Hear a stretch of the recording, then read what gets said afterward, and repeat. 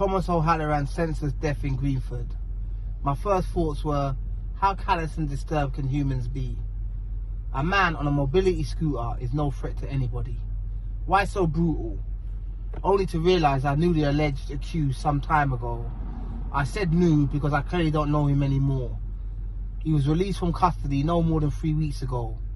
Whilst in custody, he was on suicide watch because he was self-harming, using razor blades and any other sharp objects to harm himself.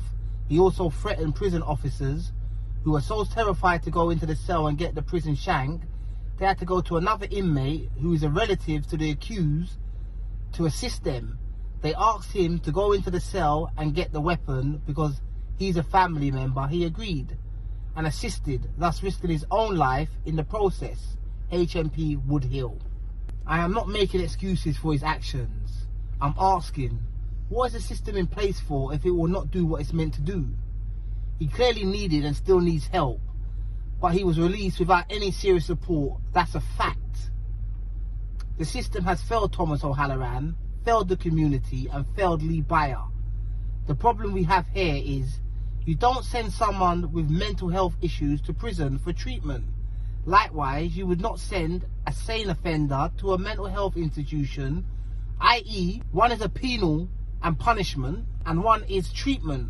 Therefore, Ministry of Justice, Minister Priti Patel, you need to distinguish clear and concise lines between the two in order to prevent similar negligence in the future. He's a man who grew up in an era where we lived by a code. Obviously, that no longer applies.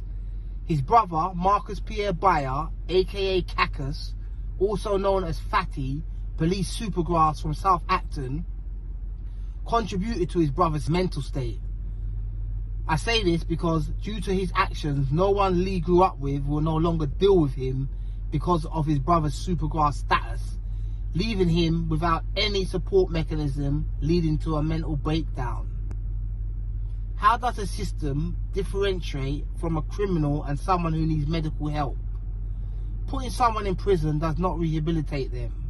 I know because I've been there. Being treated like an animal either makes you 1, more resilient, 2, it tames you, 3, it breaks you, and it's clear he's broken. R.I.P. Thomas O'Halloran.